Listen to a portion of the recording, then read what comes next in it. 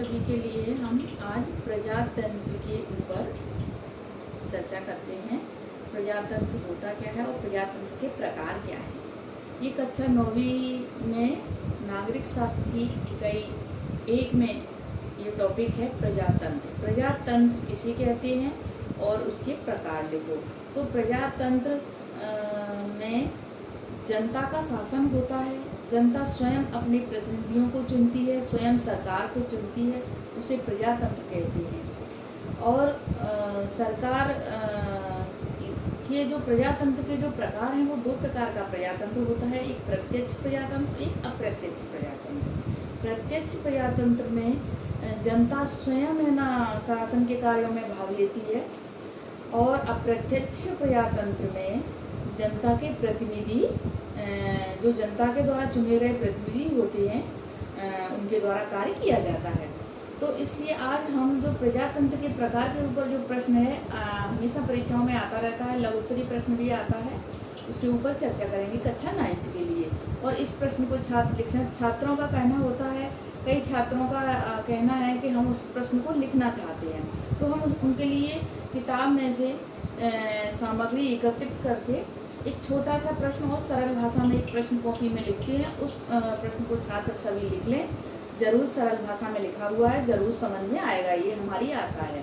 तो हमारे जो प्रश्न हैं जो सभी लिखे हुए उनको छात्र दोहराते भी जाएं पीछे वाले प्रश्नों को, नहीं तो हम भूल जाएंगे और उनकी तैयारी भी करते रहें। आज हम लिखेंगे प्रजातंत्र किसे कहते हैं और उसके प्रकार। तो हम कॉपी में लिखेंगे प्रजातंत्र और उसके प्रकारों को। यहाँ हमने लिखा हुआ है, देखिए ये बहुत शॉर्ट करके हमने ऐसा लिखा हुआ है सरल भाषा में। आज का प्रकरण है, यहाँ देखेंगे हम कक्षा 9वीं सामाजिक विज्ञान नागरिक शास्त्र इकाई 1 प्रजातंत्र। निबंधात्मक प्रश्न भी आता है, लघुत्तरी भी आता है। प्रकरण है प्रजातंत्र के प्रकार। प्रजातंत्र की अवधारणा को समझेंगे, उसको अर्थ को पहले समझेंगे।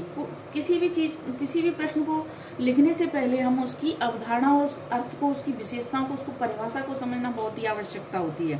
तो प्रजातंत्र का आशय ऐसी शासन व्यवस्था से है, बहुत सरल भाषा में लिखा हुआ है, समझ में आ जाएगा, जिसमें जनता सर्वोपरि होती है। इस प्रकार प्रजातंत्र शब्द अंग्रेजी के डेमोक्रेसी का पर्यायवाची है, जिसका अर्थ होता है ऐसी शासन प्रणाली जिसमें शासन की शक्ति जनता के पास होती है और शासन के संचालन का कार्य जनता स्वयं प्रत्यक्ष रूप से या अपने प्रतिनिधि के माध्यम से अप्रत्यक्ष रूप से करती है। इसलिए इसे लोकतंत्र, जनतंत्र या प्रजातंत्र कहते हैं। इसमें कुछ वैज्ञानिकों की, लेखकों की और परिभाषाएं भी दी हैं, जिसमें अरस्तु ने कहा है प्रजातंत्र को बहुतों का शासन कहा है। अरस्तु ने, कभी कभी 1 नंबर में ये प्रश्न बहुत आता है, प्रजातंत्र को बहुतों का शासन किसने कहा है। अरस्तु की परिभाषा है, हम याद करेंगे। ऐसे ही अब्राहम लिंकन की परिभाषा हमने दी है यहाँ। प्रजातंत्र को जनता का शासन, जनता द्वारा और जनता के लिए शासन है। डाइसी ने कहा है प्रजातंत्र वह शासन है जिसमें शासक समुदाय संपूर्ण राष्ट्र का अपेक्षाकृत बड़ा भाग हो। अब यहाँ ये परिभाषाओं और अर्थ को हमने यहाँ समझ लिया है। यही हमने बहुत शॉर्ट रूप में सरल भाषा में ये प्रजातंत्र के प्रकार लिखे हुए हैं। प्रत्यक्ष प्रजातंत्र, दूसरा है अप्रत्यक्ष। 2 प्रकार होते हैं प्रजातंत्र के। पहला प्रकार है प्रत्यक्ष प्रजातंत्र और दूसरा है अप्रत्यक्ष प्रजातंत्र।